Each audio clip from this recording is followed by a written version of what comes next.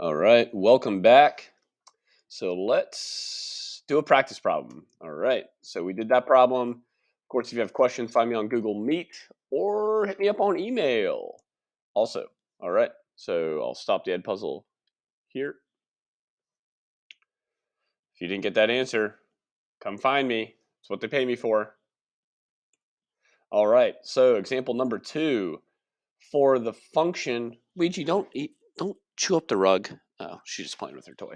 All right, so for the function f of x equals 2x minus 10, find the value of x so that f of x equals 6.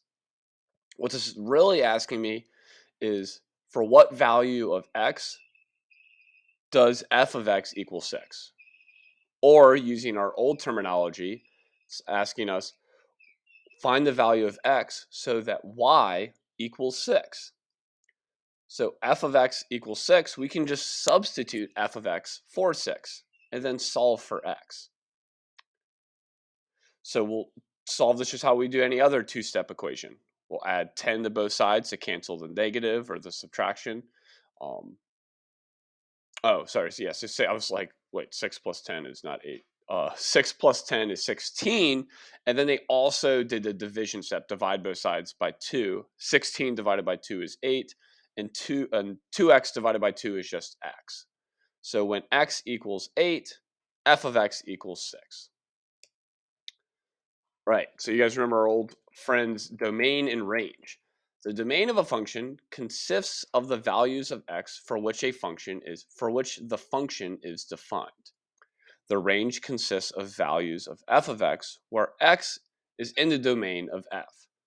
The graph of the function f is a set of all points x, comma f of x. So the domain is all the possible inputs, and the range is all the possible outputs from that given domain, or those given input, those limitations of input. So let's read this word problem. Gray wolf.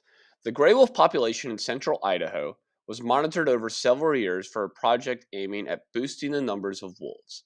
The number of wolves can be modeled by the function f of x equals 37x plus 7, where x is the number of years since 1995.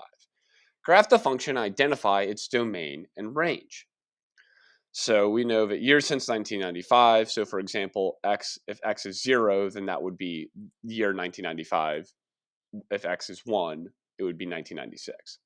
So to graph the function, we're just literally putting numbers in for x and getting values out for f of x or getting values out for y. So we put in 0 to find out how many wolves there were in 1995.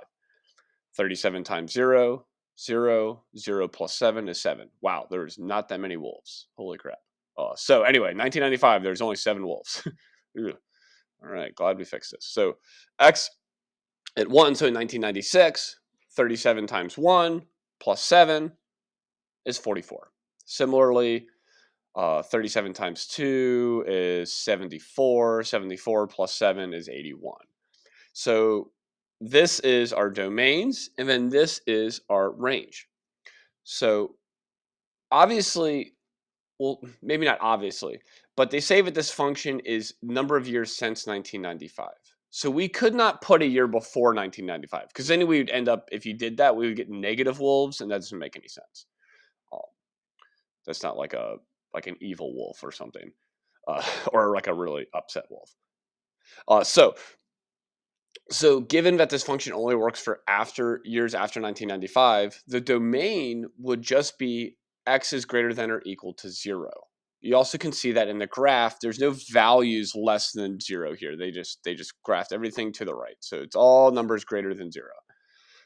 And for the range, given that at the input of 0, the number of wolves was 7, we know that the range or the number of wolves has never been below 7 according to this function. So we would just say the range from the graph or the table, you can see that the range of the function is f of x greater than or equal to 7. And you can also see here that this line is not going to go below 7. And so we would say domain greater than 0, range greater than 7. Rate of change in the wolf population actually varied over time. The model simplifies the situation by assessing a steady rate of change. Yeah. So it's like, it's not as consistent as just 37 wolves every year.